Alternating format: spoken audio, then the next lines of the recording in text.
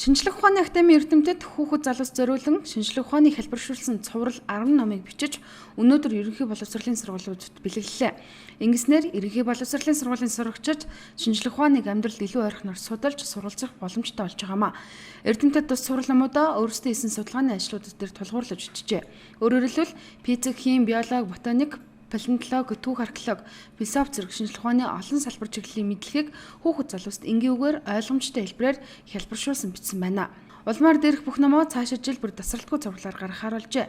Мөн цуврал номуудыг зургийн хэлбэрт оруулж багчуудад илүү ойлгомжтой болохоор салбарын амд төлөвлөсөн байна.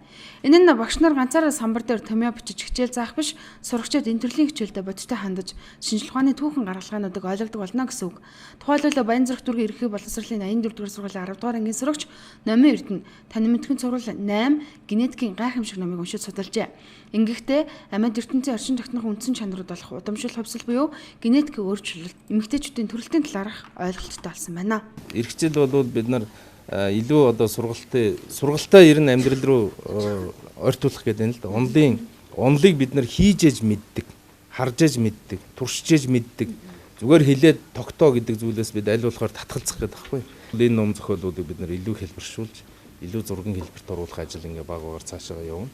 Илүү одоо Монгол хүүхдэд ойртуулах ажил бол мэдээ зохион байгуулах. Монгол Улсын шинжлэх ухааны академиас гаргасан энэ генетикийн гайхамшиг хэмээх номын цуврал 8-ыг нь би одоо уншсан байгаа.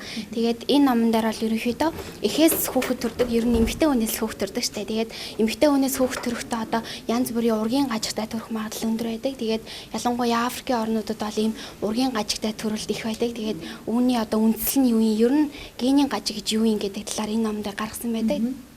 Тэгээд би одоо ер нь эмч болохыг хүсдэг. Тэгээд эмч болохыг хүсдэг. Тэгээ хим биологоор эмч яшин шалгалт өгдөг. Тийм учраас одоо миний хувьд бол энэ ном ойлгоход их төхөм, их гоё ном болсон юм шиг санагдаж байгаа. Тэгээд энэ ном хим биологи ялангуяа шинжлэх ухааны үндсэлтэйгээр тайлбарласан ном учраас миний хувьд бол их ойлгоход төхөм сонирхолтой ном болсон гэж үзэж байгаа. Залуус чулуун зэвсгийн бууц, суурин дархны газраас ахуулаад хадны зураг хөшөө, чулуу, нүүдэлчдийн соёл зэрэг нь хэдийн хугацаанд ямар өөрчлөлттэй байсан зэргийг мэдэж судлахыг хүсвэл доктор Цэвэнд орж Цэрэнд даваг нарын бичсэн судалгааны бодит материал буюу Монгол орон археологийн баян гэлрээ номыг уншиж мэдэх боломжтой.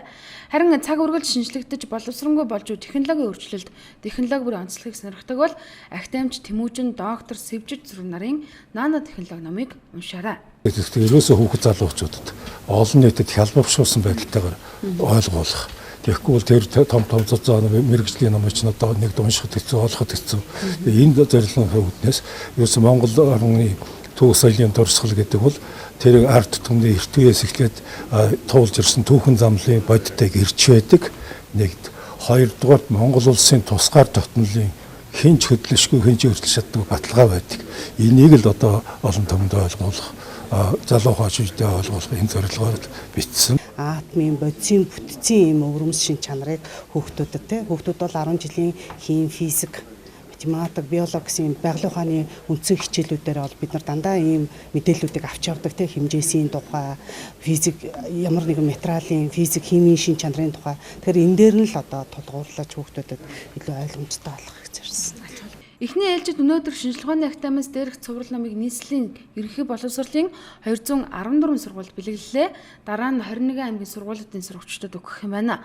Өмнө нь уншигч зөвхөн шинжлэх ухааны талаарх бүтээлийг орчуулгын номоос уншдаг байсан бол өнөөдөр дотоодын эрдэмтдийн судалсан баримт бүтээлээс бодитойгоор уншиж мэдэх боломж ийхүү бүрдэж эхэлж байна.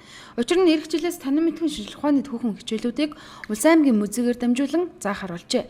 Ингэхдээ салбар эрдэмтэд тухайн үзмөр бүтээлийн онцог холбогдох үеийг нэг бүрчлэн тайлбарлаж өгөх юм байна.